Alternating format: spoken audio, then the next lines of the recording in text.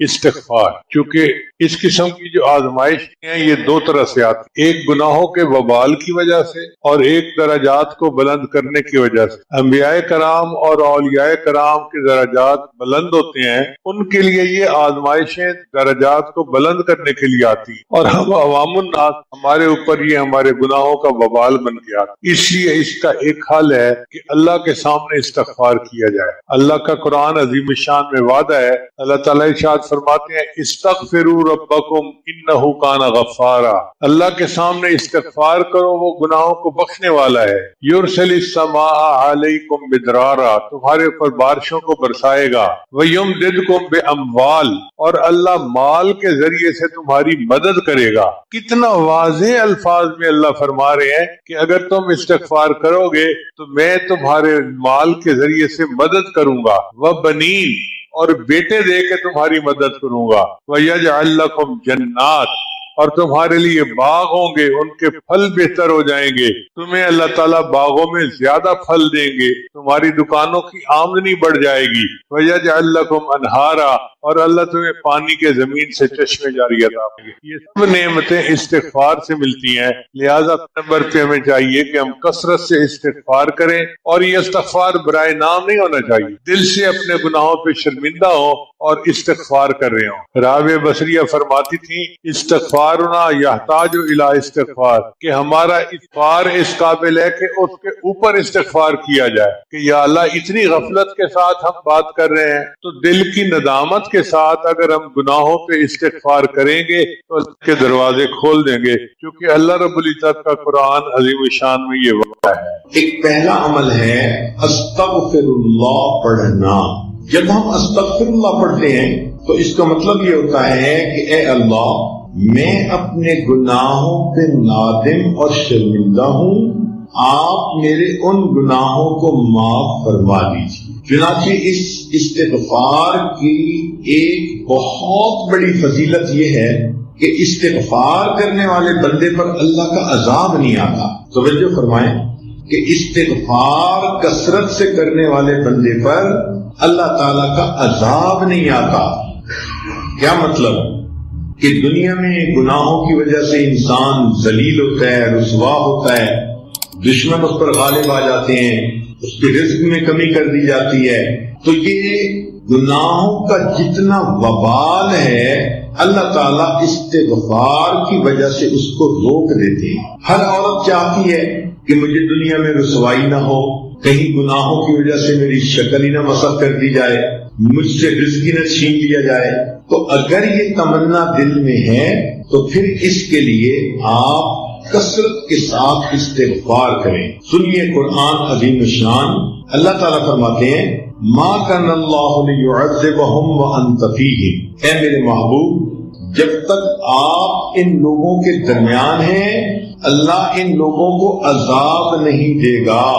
وما کان اللہ معذبہم وہم یستغفرون، اور اللہ اس وقت تک بھی ان کو عذاب نہیں دے گا جب تک کہ یہ استغفار کرتے رہیں گے. اس کا مطلب یہ کہ نبی علیہ السلام کی موجودگی میں جو برکتیں تھیں کہ اللہ کا عذاب ٹل گیا تھا، استغفار کے پڑھنے سے بھی وہی برکتیں ظاہر ہوتی ہیں.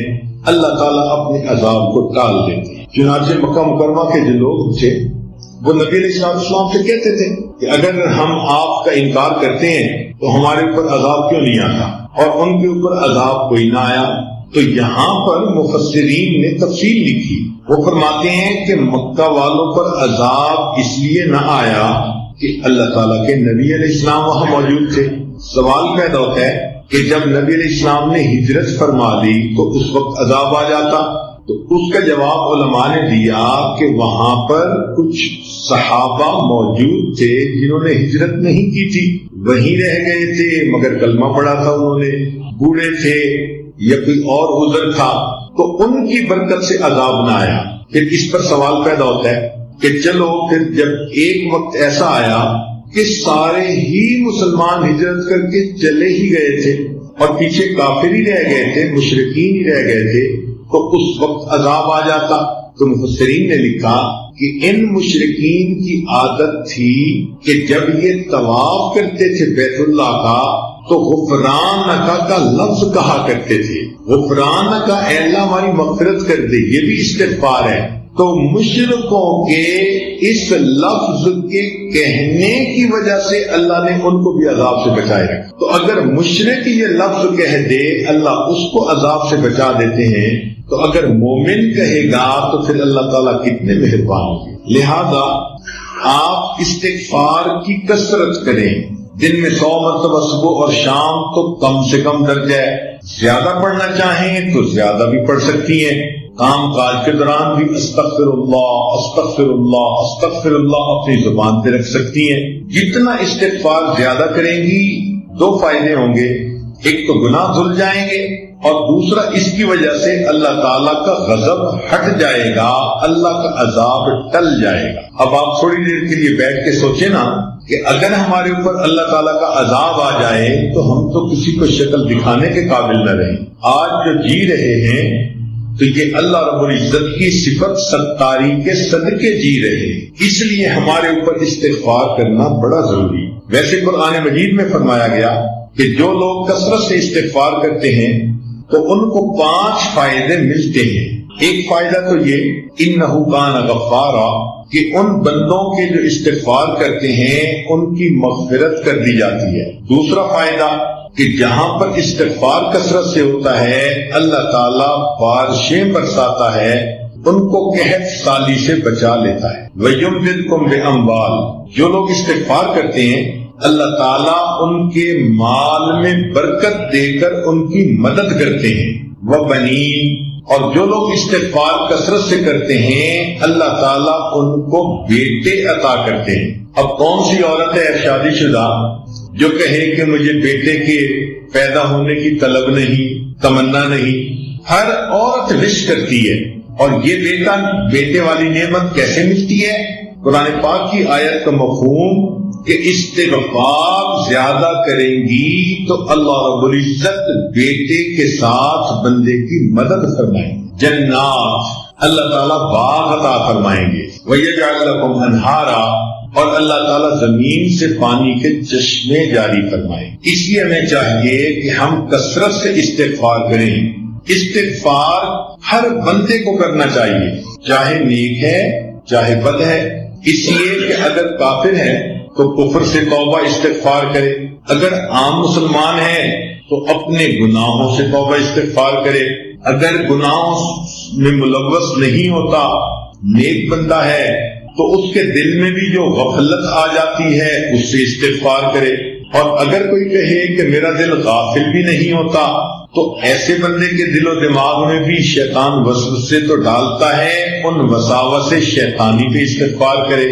اور اگر کوئی کہے کہ مجھے تو شیطان وسوسے بھی نہیں ڈالتا تو وہ بھی اپنے اخلاص کی کمی کے اوپر استغفار کرے کہ جتنے خلوص سے ہمیں زندگی گزارنی چاہیے تھی ہم نہیں گزار پا رہے. تو استغفار کے کرنے سے انسان اللہ تعالیٰ کے عذاب سے امن میں آ جاتا ہے، بچ جاتا ہے، گناہ دھل جاتے ہیں اور اللہ تعالیٰ اس کی مدد فرماتے ہیں. رزق میں برکت سے، بیٹوں میں برکت عطا فرما کے، اور اس کے اللہ تعالیٰ دنیا کے ان مسائل کو حل فرما دیتے ہیں. آپ استغفار کی کثرت کریں گی تو آپ کو کسی عامل سے کوئی عمل پوچھنے کی ضرورت ہی نہیں رہے گی. کاروبار کی پریشانی استغفار سے ختم، کیونکہ اللہ تعالیٰ جو فرماتے ہیں کہ مال کے ذریعے سے مدد کروں گا.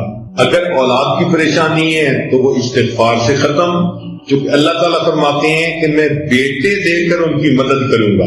اگر کسی کا کام نہیں چلتا تو جیسے اللہ فرماتے ہیں کہ میں باغوں سے پھل عطا کروں گا، اللہ تعالیٰ ان کو دکان سے بھی پھل عطا فرمائیں گے، کاروبار اچھا چلے گا.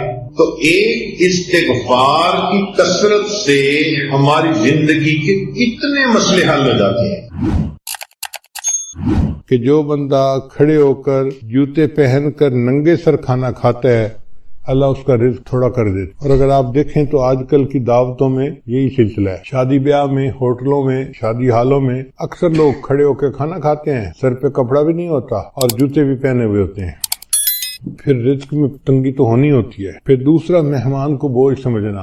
جو لوگ مہمان کے آنے کو بوجھ سمجھیں اور اس فکر میں لگ جائیں کہ جی آ گیا ہے تو کہاں سے اس کو کھلائیں گے اور کتنا اس کو کھلائیں گے اور کتنے دن رہے گا، مہمان بعد میں آتا ہے، اللہ مہمان کا رزق پہلے بھیج، تو الحمدللہ ثم الحمدللہ اللہ تعالیٰ خیر فرما دیتے ہیں۔ بلکہ میں تو یہ سمجھتا ہوں کہ ہمیں اللہ مہمانوں کی برکت سے روزی دیتے۔ ایک دن میں کھانا کھا رہا تھا تو میری بہو کہنے لگی کہ ابو جی ایک بندہ ہے انڈیا کا، بڑا مالدار ہے، اس نے پورا سال ہر روز بندے کو ہر روز 1000 بندوں کو کھانا کھلایا۔ اب وہ بڑی حیران تھی کہ 1000 بندوں کو کھانا ہر روز وہ کھلاتا تھا۔ جب اس نے بات کر لی تو میں نے کہا کہ بیٹا وہ تو امیر آدمی ہے، وہ تو 1000 بندوں کو دن میں ایک دفعہ کھانا پورا سال کھلاتا۔ ہم فقیر لوگ ہیں اور ہم الحمدللہ 1000 طلباء کو دن میں 3 مرتبہ کھانا کھلاتے۔ تو ناشتہ بھی ہوتا ہے، دوپہر کا کھانا بھی ہوتا ہے، رات کا کھانا بھی ہوتا ہے، اور پورا سال اللہ روزی پہنچا دیتا۔ تو حیران ہوئی، کہنے لگی ہاں بات تو ٹھیک ہے۔ میری وائف پاس بیٹھی ہوئی تھی تو وہ کہنے لگی کہ میں ایک بات بتاؤں۔ میں نے کہا کیا؟ کہنے لگی کہ ہماری شادی کو 30-35 سال ہو گئے ہیں اور اس 30-35 سال میں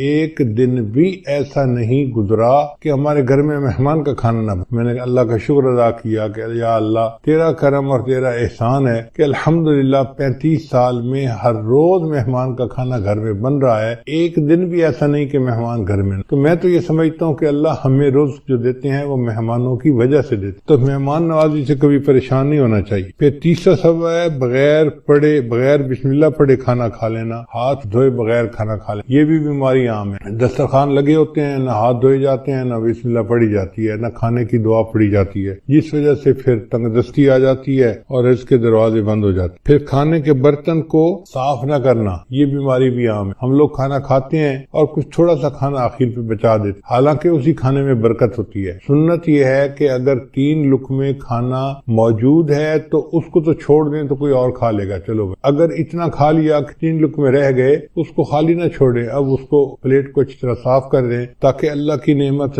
ضائع نہ ہو، اللہ کی نعمت جو ہے وہ کسی انسان کے کام آ جائے۔ مگر اس میں ایسے لگتا ہے کہ جیسے یہ بندہ غریب ہے، اور امیر لوگ جو ہیں وہ ذرا شاہانہ دماغ کے ہوتے تو وہ ڈالتے زیادہ ہیں، آدھا کھا لیتے ہیں، آدھا چھوڑ دیتے ہیں۔ یہ جو آدھا کھانا اور آدھا چھوڑنا ہے یہ بھی رزق میں تنگی کا سبب بنتا ہے۔ اور ایک اور بات کہ بیت الخلاء میں باتیں کرنا، پہلے زمانوں میں یہ گناہ کم تھا، آج یہ گناہ زیادہ ہے، بلکہ نوجوان بچے اور بچیاں جو ادھر ادھر کالیں کرتے ہیں چھپ چھپ کے، وہ تو کئی مرتبہ جا کے بیٹھ کے بات ہی کرتے ہیں بیت الخلاء میں، پتہ ہی نہ چلے کسی کو کہ کیا ہوا۔ بیت الخلاء میں باتیں کرنے سے فرشتوں کو بھی تکلیف ہوتی ہے اور رزق کے اندر بھی تنگی کر دی جاتی۔ پھر 7واں بات ہے فقیر کو جھڑکنا۔ اگر کوئی مانگنے والا آئے تو بندہ فقیر کو جھڑکی نہ دے، چلے جاؤ بھائی یہاں سے، کہا نہیں آپ کو چلے جاؤ، سن نہیں رہے، جاتے کیوں نہیں، ایسے جھڑکی نہیں دینی چاہیے، بلکہ اگر کچھ ہے تو دے دے، اور اگر نہیں تو کہہ دے جی آپ آگے چلے جائیں۔ ہم ایک مرتبہ حرم شریف میں بیٹھے ہوئے تھے تو ایک UK کا بندہ حضرت کے پاس آیا مطاف کے اندر، کہنے لگا حضرت میں حج کے لیے آیا ہوں، لیکن یہاں مطاف میں تو مانگنے والے بہت ہیں،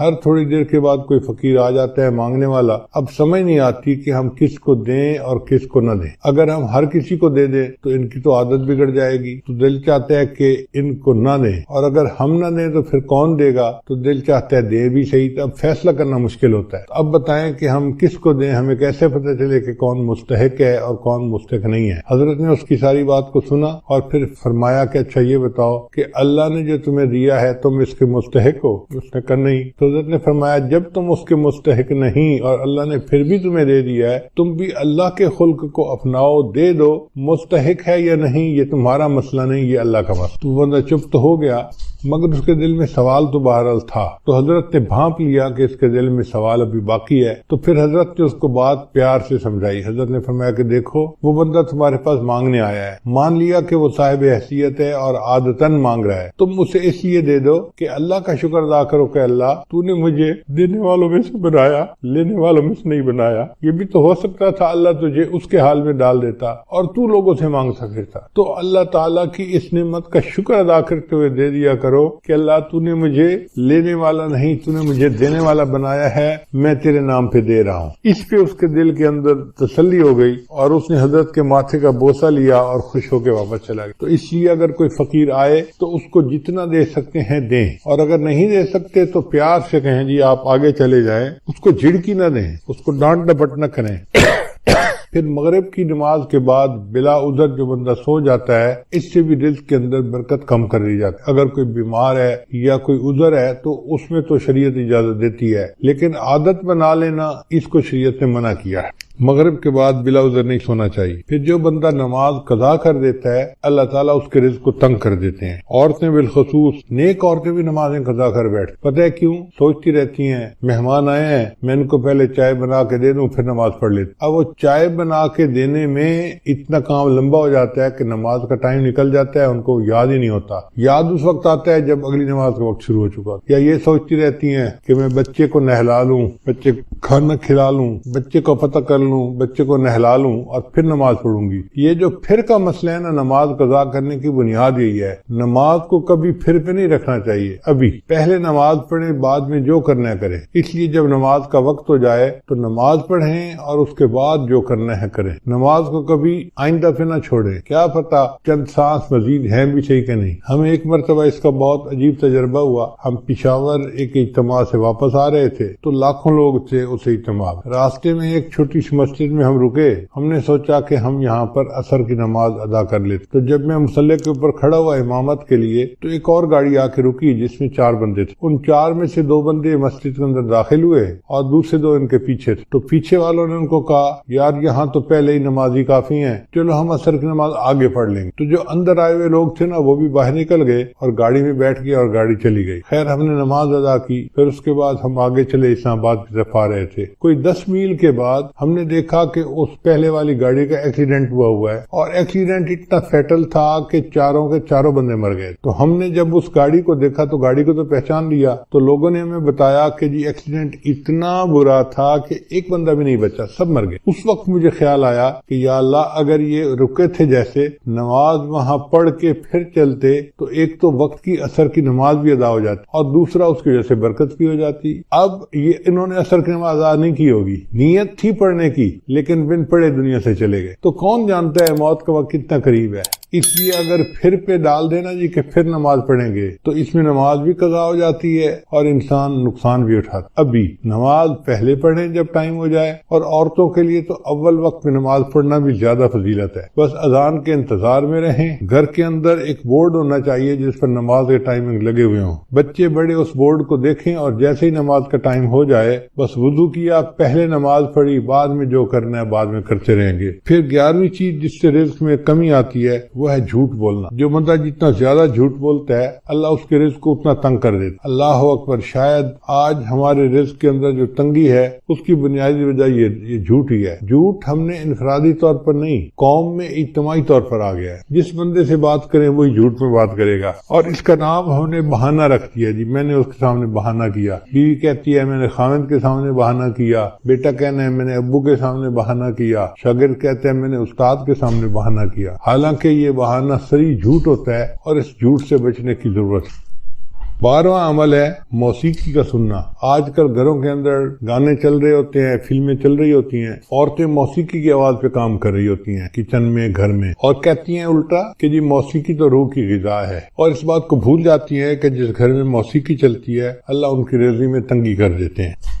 پھر 13واں عمل اولاد کو برا بھلا کہنا۔ کچھ ماں باپ اولاد کو جلدی گالیاں دینا شروع کر دیتے ہیں یا برے الفاظ کرنا شروع کر دیتے ہیں یا کوسنا شروع کر دیتے ہیں۔ تو جو اولاد کو برے الفاظ کہیں گے یا کوسیں گے ان کے رزق کو اللہ تعالیٰ ویسے ہی تنگ کر دیں گے۔ 14واں عمل قرآن مجید کو بلا وضو ہاتھ لگانا۔ قرآن مجید اللہ کا کلام ہے، لا یمسہ الا المطہرون، اس کو ہاتھ نہیں لگا سکتا مگر وہ جو پاک ہو۔ تو ہمیں چاہیے کہ ہم باوضو ہو کے اس کو ہاتھ لگائیں، اگر بے وضو ہاتھ لگائیں گے تو رزق کے اندر کمی آ جائے گی۔ پھر 15واں عمل جس سے رزق میں کمی آتی ہے نامحرم کو دیکھنا۔ یہ بد نظری کی عادت آج اتنی عام ہو گئی ہے، چاہے آتے جاتے بازار میں دیکھے، گلی میں دیکھے، سکرین کے اوپر دیکھے، سیل فون کے اوپر دیکھے، عورت کو دیکھے یا عورت کی تصویر کو دیکھے، بات ایک ہی ہے۔ تو نامحرم کو دیکھنے سے اللہ تعالیٰ رزق میں تنگی فرما دیتے ہیں۔ اور 16واں عمل جس سے کہ انسان کے رزق میں تنگی آ جاتی ہے، اہل و عیال عیال کے ساتھ لڑتے رہنا. میاں بیوی جو ہر وقت اس کے ساتھ بات بات پہ بحث کرتے ہیں، دلیلیں دیتے ہیں، لڑتے جھگڑتے ہیں، تو یہ میاں بیوی کی لڑائی جھگڑے میں اللہ ان کے رزق کو تنگ کر دیتا. اب ایک طرف سے لڑائیاں بھی ختم نہیں ہوتی اور دوسری طرف رزق کے کمی کے شکوے بھی ختم نہیں ہوتے. بھئی اتفاق میں برکت ہے، آپ محبت پیار سے زندگی گزاریں تو اللہ تعالیٰ رزق کی پریشانی کو دور کر دیں گے. یہ برکت عجیب چیز ہے. جس چیز میں برکت آ جائے اللہ اس چیز میں بندے کو پرسکون کر دیتے ہیں. اب اگلا کوشچن ذہن میں یہ پیدا ہوتا ہے کہ یہ برکت کیسے پیدا ہو سکی ہے؟ تو چند اعمال ہیں کہ جن کے ذریعے سے انسان کی زندگی میں برکت آتی ہے. ذرا توجہ سے سن لیجئے تاکہ بات کو مکمل کریں. ان میں سب سے پہلے ہے تقوی بھری زندگی گزارنا، گناہوں سے بچنا، نیکوکاری کی زندگی گزارنا، معصیت سے خالی زندگی گزارنا، اس کو تقوی کہتے ہیں. احتیاط والی زندگی، ہماری زبان میں کہتے ہیں نا to be on the safe side, English میں کہتے ہیں، اور یہ to be on the safe side. تو شریعت کے دائرے میں to be on the safe side رہ کر زندگی گزارنا، اس کو تقوی کہتے ہیں. اللہ تعالیٰ فرماتے ہیں وَلَوْ أَنَّ أَهْلَ الْقُرَىٰ آمَنُوا وَاتَّقَوْا لَفَتَحْنَا عَلَيْهِمْ بَرَكَاتٍ مِّنَ السَّمَاءِ. اگر یہ بستی دیسوں والے ایمان لاتے، تقوی اختیار کرتے، ہم آسمان سے برکتوں کے دروازوں کو کھول دیتے. تو اس سے برکت آتی ہے. تو سب سے پہلا کام گناہوں سے بچنا، نیکی کی زندگی اختیار کرنا، اس سے انسان کی زندگی میں برکتیں آ جاتی ہیں. دوسری چیز اللہ کا ذکر کثرت کے ساتھ کرنا. اللہ کا ذکر کثرت کے ساتھ کرنا کیوں؟ اللہ کی ذات بھی برکت والی اور اللہ کا نام بھی برکت والا. دلیل قرآن عظیم الشان میں اللہ تعالیٰ فرماتے ہیں تبارک الذی بیدہ الملک، برکت والی ہے وہ ذات جس کے ہاتھ میں ہے ملک. تو ذات بھی برکت والی ہوئی. اور پھر فرمایا تبارک اسم ربک، برکت والا نام ہے تیرے رب کا. تو ذات بھی برکت والی اور اس کا نام بھی برکت والا. اس لیے ہمیں چاہیے کہ ایک تو اللہ کا ذکر کثرت سے کریں تاکہ زندگی میں برکت آئے، اور دوسرا یہ کہ ہر اچھے کام کی ابتدا بسم اللہ سے کریں. بعض مفسرین نے لکھا ہے کہ اسم جو لفظ ہے نا، اس کے کئی معنی ہیں عربوں میں. ایک اس کا معنی ہے نام، تو بسم اللہ کا معنی بنے گا اللہ کے نام کے ساتھ. اب یہ ترجمہ اکثر ہم پڑھتے بھی ہیں اور جانتے بھی ہیں، لیکن اسم کا ایک اور بھی معنی ہے عربوں میں، وہ ہے برکت. تو اگر وہ معنی لیں تو بسم اللہ کا ترجمہ بنے گا اللہ کی برکت کے ساتھ. اور اب مجھے یاد آتا ہے کہ ہماری نانی دادی جو بوڑھی عورتیں تھیں نا، وہ اٹھتے بیٹھتے اللہ دی برکت نال، اللہ دی برکت نال، یعنی کسی نے ان کو بسم اللہ کا ترجمہ سکھایا تھا. تو اٹھتے بیٹھتے اللہ کی برکت کے نال، ساتھ یہ کہ اللہ کی برکت. تو بسم اللہ کو کثرت سے پڑھنا. گاڑی کا دروازہ کھولیں تو بسم اللہ پڑھ کے، چابی لگائیں تو بسم اللہ پڑھ کے، سٹارٹ کریں بسم اللہ پڑھ کے، کوئی بھی اچھا کام بسم اللہ پڑھتے رہیں. جس کام پر بسم اللہ پڑھیں گے اللہ اس کام میں برکتیں داخل کر. ایک حدیث پاک میں ہے کہ میرا نام برکت والا ہے اور جس کام میں میرے نام کو پڑھا جائے گا میں اس کام میں برکتوں کو شامل فرما دوں گا. تو بسم اللہ ہم اپنی زندگیوں میں نہیں پڑھتے زیادہ. آپ غور کریں، ہماری کوتاہی ہے کہ ہم اس کی برکت سے فائدہ نہیں. ہمیں نہ تعویذوں والوں کے پیچھے بھاگنا پڑے گا، نہ عملیات والوں کے پیچھے بھاگنا پڑے گا، نہ کسی اور کے پیچھے جانا پڑے گا. ایک بسم اللہ کی اپنی زندگی میں کثرت شروع کر دیں، اللہ تعالیٰ ہر چیز میں برکتیں عطا فرما. آپ اس کو تجربہ کر کے دیکھیے. سبحان اللہ، کیا برکتوں کا سمندر ہمارے پاس ہے اور ہم ادھر ادھر بھاگے پھر رہے ہوتے ہیں. یہ تو ایسا ہی ہوا کہ انسان دریا کے کنارے ہو اور پیاسا مر رہا ہو. تو ایک تقوی سے برکت آتی ہے اور دوسری اللہ کے ذکر سے،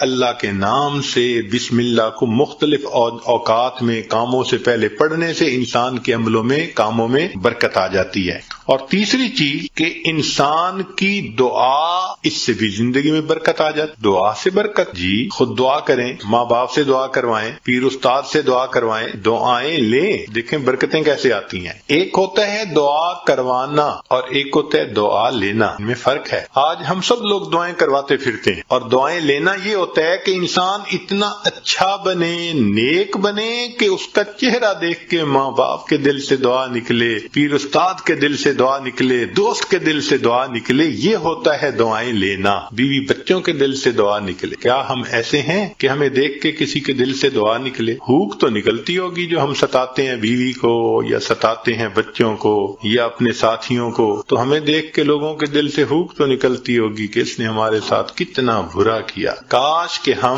دعائیں لینے والے بنتے، دعا سے برکت۔ ذرا سنیے، ابو ہریرہ رضی اللہ عنہ نبی علیہ السلام کی خدمت میں حاضر ہوئے، اے اللہ کے حبیب صلی اللہ علیہ وسلم میں باتیں آپ کی سنتا ہوں بھول جاتا ہوں، تو نبی علیہ السلام نے دعا دی، ایسی دعا ملی کہ فرماتے ہیں اس کے بعد میں بات سنتا تھا، مجھے بات بھولتی ہی نہیں تھی۔ انس رضی اللہ عنہ نے نبی علیہ السلام کی خدمت کی 10 سال۔ نبی علیہ السلام نے ایک مرتبہ دعا دے دی، اے اللہ اس کے رزق میں، عمر میں، اولاد میں برکت عطا فرما۔ فرماتے ہیں اللہ نے میرے رزق میں اتنی برکت دی کہ لوگوں کے پھلوں کا باغ تھا تو سال میں 1 مرتبہ پھل دیتا تھا، اور میرا پھلوں کا باغ سال میں 2 مرتبہ پھل دیتا تھا۔ اور فرماتے ہیں کہ اتنی میری آمدنی تھی کہ میں لکڑی کاٹنے والے کلہاڑے سے سونے کی ڈلیوں کو توڑا کرتا تھا۔ ذرا غور کیجئے، لکڑی کاٹنے والے کلہاڑے سے سونے کی ڈلی کو توڑا، تو وہ ڈلی کتنی ہوتی ہوگی؟ تولوں میں تو نہیں نہ ہوگی، تو کلوز میں ہی لگتا ہوگی کہ جو لکڑی کاٹنے والے کلہاڑے سے توڑتے تھے۔ اتنا سونا اللہ نے دیا، مال اتنا دیا، برکت اللہ نے۔ فرماتے ہیں کہ اولاد میں اللہ نے اتنی برکت دی کہ 100 سے زیادہ پوتے پوتیاں نواسے نواسیاں میں نے اپنی آنکھوں سے دیکھے، 100 سے زیادہ۔ اللہ اکبر کبھی، اللہ نے برکت دے دی۔ ایسی برکت تھی ان کے رزق میں کہ ایک صحابی ان کے گھر آئے، میں یہ بات سنا کے ذرا آگے بات پڑھاتا ہوں۔ ایک صحابی ان کے گھر آئے، کھانا کھایا تو انس رضی اللہ عنہ نے اپنی باندی سے کہا کہ بھئی تولیہ لاؤ، ہاتھ ان کے دھلائے ہیں تو وہ پوچھ لیں۔ وہ تولیہ لائی تو تولیہ میلا تھا۔ انس رضی اللہ عنہ نے ڈانٹا، دیکھ نہیں رہی تم اتنا میلا تولیہ لے کے آئی؟ وہ کہنے لگی بس تھوڑی دیر، جیسے ہم کہتے ہیں نا ویٹ اے منٹ۔ اس نے بھی کہا جی ویٹ اے منٹ، میں آتی ہوں، اور وہ سیدھا گئی اور آگ جل رہی تھی، اس نے جا کے تولیہ اندر ڈال دیا۔ اب مہمان حیران ہے، تولیہ آگ میں ڈال دیا۔ تھوڑی دیر کے بعد اس نے تولیہ نکال دیا، صاف شفاف تولیہ، اور وہ لے کے آئی اور کہ پلیز پلیز ہاتھ آپ اپنے جو ہے نا اس سے صاف کر لیں۔ وہ کہتے ہیں گرم گرم تولیے، صاف ستھرا، میں نے اس سے ہاتھ تو خشک کر لیے۔ میں نے انس رضی اللہ عنہ کی طرف دیکھا تو پوچھا یہ کیا معاملہ ہے؟ تو انس رضی اللہ عنہ مسکرائے، کہنے لگے اصل میں میرے پاس ایک مرتبہ اللہ کے حبیب صلی اللہ علیہ وسلم تشریف لائے تھے، میں نے آپ کو کھانا کھلایا تھا اور ان کو ہاتھ خشک کرنے کے لیے تولیہ دیا تھا، جب سے اس تولیے کو میرے آقا صلی اللہ علیہ وسلم نے چھوا ہے، آگ اس کو اب جلانے سے باز آ گئی۔ یہ میلا ہو جاتا ہے، ہم تنور میں ڈالتے ہیں، آگ میل کچیل کھا لیتی ہے، صاف تولیہ ہم باہر نکالتے ہیں۔ تو بھائی انہوں نے خدمت کی، اللہ کے حبیب صلی اللہ علیہ وسلم نے دعا دی۔ آپ بھی ماں باپ کی خدمت کر کے دعائیں لیں، بیوی بچوں کے ساتھ اچھا سلوک کریں، دعائیں لیں، دوست احباب سے دعائیں لیں، تو دعائیں لیں پھر دیکھیں برکتیں کیسی آتی ہیں۔ تو دعا سے بھی انسان کی زندگی میں برکت آتی۔ چنانچہ حضرت اختر تھانوی رحمۃ اللہ علیہ نے لکھا ہے کہ ایک ماں باپ تھے، ان کے 3 بیٹے تھے، تو جب جائیداد تقسیم ہونے کا وقت آیا تو ایک بھائی جو سب سے چھوٹا تھا نا، وہ کہنے لگا کہ بھائی تم دونوں ساری زمین پیسہ لے لو، والدین کی خدمت مجھے دے دو۔ وہ بڑے خوش ہو گئے کہ چلو بھائی ساری جائیداد ہم مل گئی اور یہ کرے خدمت۔ اس نے خدمت کی۔ اب اس کے والد اس کو ایک نصیحت کیا کرتے تھے کہ بیٹا بس جس چیز میں برکت نہ ہو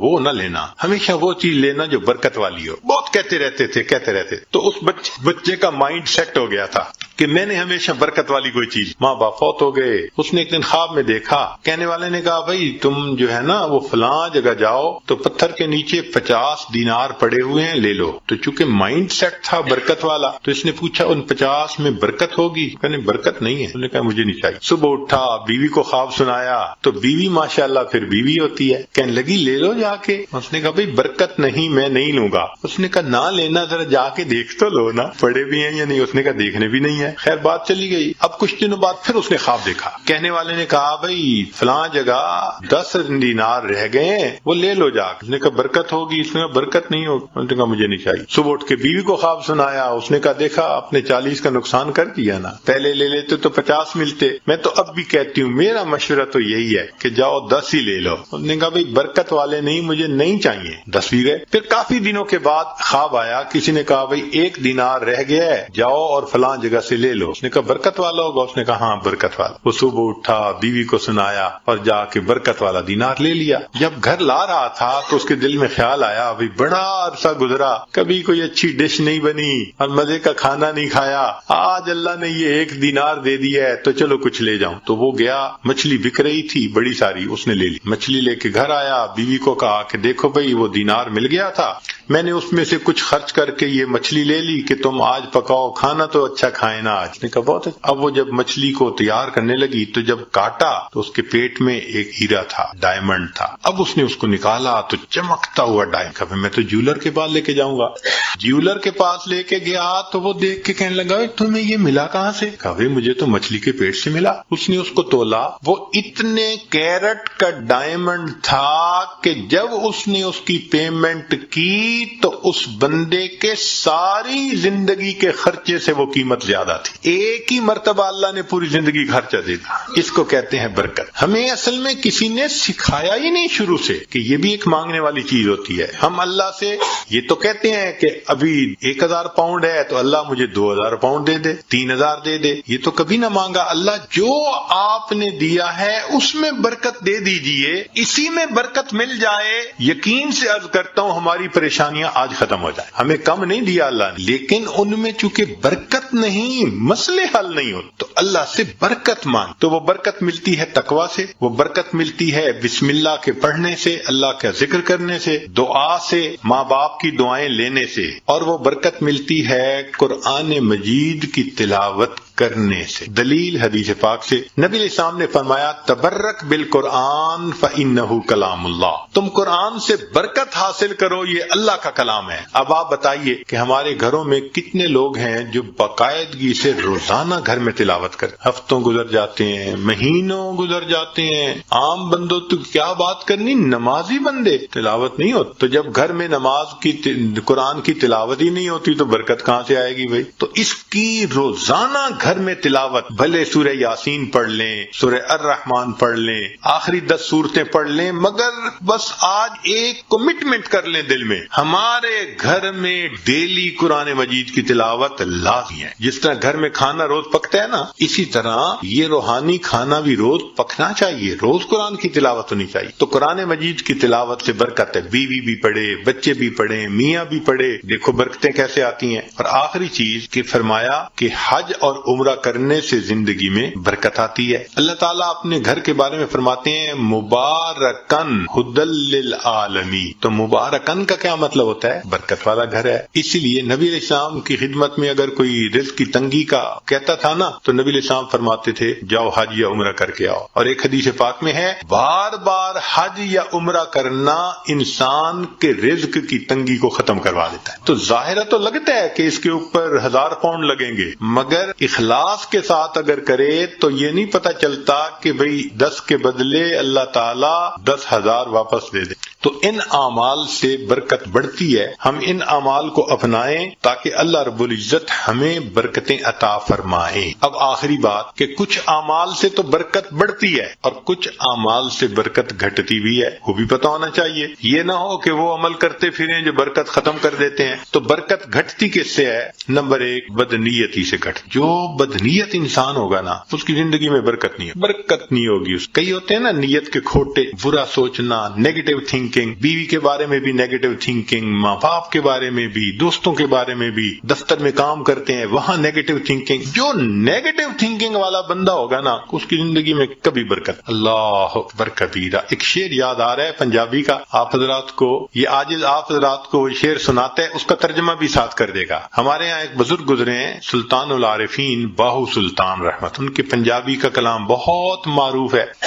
فرماتے ہیں یہ ناتیاں دھوتیاں رب ملدا تے ملدا کمبیاں مچھیاں، اگر نہانے دھونے سے خدا ملتا تو مچھلیوں کو اور کچھووں کو خدا مل جاتا، ہر وقت ہی نہاتے دھوتے رہتے ہیں۔ یہ سر منایا رب ملدا تے ملدا بھیڑاں سسیاں نو، اگر سر منڈانے سے رب ملتا تو ایک بھیڑ کی قسم ہے، سر پہ بال نہیں ہوتے باقی پورے جسم پہ ہوتے ہیں، تو اس کا تو سر ویسے ہی منڈا ہوا ہوتا ہے، اس کو خدا مل جاتا۔ یہ ذکر کیتے ہیں رب ملدا تے ملدا کال کڑیچھیاں، ایک پرندہ ہوتا ہے کالا سا، وہ شام کو لٹک جاتا ہے کہیں اور ساری رات آواز نکالتا رہتا ہے، تو کہتے ہیں وہ تو ساری رات ذکر کرتا ہے، اس کو خدا مل جاتا۔ یہ جتیاں ستیاں رب ملدا تے ملدا دانداں کھسیاں، پاک دامنی سے خدا ملتا تو جو خسی بیل ہوتا ہے وہ تو مادہ کی طرف آنکھ اٹھا کے بھی نہیں دیکھتا، اس کو بھی خدا مل جاتا۔ تو یہ باتیں کر کے فرماتے ہیں یہ ناتیاں دھوتے ہیں رب ملدا تے ملدا کمبیاں مچھیاں، یہ سر منایا رب ملدا تے ملدا بھیڑاں سسیاں نو، ذکر کیتے ہیں رب ملدا تے ملدا کال کڑیچیاں نو، اور جتیاں ستیاں رب ملدا تے ملدا دانداں کھسیاں نو، اور آخر پر فرماتے ہیں رب ملدا تے ملدا نیتاں اچھیاں۔ اللہ اگر ملتا ہے تو اللہ اچھی نیت والوں کو ملتا، تو بھئی نیت اچھی ہوگی تو زندگی میں برکت ہوگی، اور نیت بری ہوگی تو زندگی میں بے برکتی ہوگی۔ کتنے لوگ ہیں شرکت کا کام کرتے ہیں اور اپنے شریک کا پیسہ ہتھیانے کی نیت کی ہوئی ہوتی ہے، داؤ لگا رہے ہوتے ہیں۔ کتنے کاروبار والے ہیں کسٹمر کو داؤ لگانے کی نیت کرتے ہیں، تو بھئی نیت ہی اچھی نہیں تو برکت کہاں سے آئے گی؟ تو بدنیتی سے برکت ختم ہو جائے۔ مولانا روم رحمت اللہ نے ایک واقعہ لکھا ہے، سن لیجئے ذرا، موقع کے مناسبت سے ہے۔ ایک بادشاہ تھا، اس نے گرمی کے موسم میں سفر کیا تو بہت تھکا ہوا تھا اور پیاسا تھا، اس کو اتنی پیاس تھی کہ لگتا تھا کہ میری جان چلی جائے گی، تو اس نے ایک انار کا باغ دیکھا، اتر پڑا، باغ کے مالک سے کہا کہ بھائی جاؤ کوئی انار کا جوس پلاؤ۔ وہ باغ کا مالک گیا اور جا کے ایک گلاس بڑا بھر کے لایا انار کے جوس کا، اس نے پیا، اتنا ٹیسٹی، اتنا مزیدار کہ بس مزہ آ گیا۔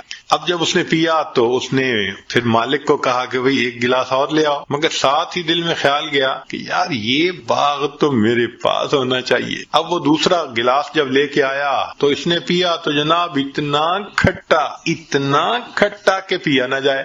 تو بادشاہ نے کہا بھائی مجھے تو لگتا ہے کہ یہ درخت بدل گیا ہے، جس وجہ سے یہ جوس کا ذائقہ بدل گیا۔ وہ بھی سمجھدار تھا، اس نے کہا بادشاہ سلامت، درخت نہیں بدلا، مجھے لگتا ہے آپ کی نیت بدل گئی ہے۔ پہلے نیت اچھی تھی، اللہ نے ٹیسٹی بنا دیا تھا، اب نیت بد ہو گئی، اللہ نے اس کو کڑوا بنایا۔ تو سب سے پہلی چیز جس سے برکت آتی ہے وہ نیک نیتی، اور جس سے بے برکتی ہوتی ہے وہ بد نیت۔ اور دوسری چیز معصیت، گناہ جو ہے نا یہ برکتوں کے دروازے بند کر، اللہ تعالیٰ برکتوں کے دروازے کھولتے ہیں اور ہم گناہ کر کے ان دروازوں کو اپنے لیے بند کروا، جو گناہ کرتے ہیں وہ اتنی مقدار برکتوں کی بند کروا۔ اگر ہم سوچیں تو ہم تو صبح سے شام تک برکتوں کے دروازے بند کروانے میں لگے ہوئے ہوتے ہیں، تو برکتیں کہاں سے آئیں؟ تو معصیت سے برکتوں کے دروازے بند ہوتے ہیں، نیکی سے برکتوں کے دروازے کھل جاتے۔ اس لیے قرآن پاک میں اللہ فرماتے ہیں کہ اگر تم نیک بنو گے لَأَكَلُوا مِن فَوْقِهِمْ وَمِن تَحْتِ أَرْجُلِهِمْ، ہم ان کو وہ نعمتیں کھلاتے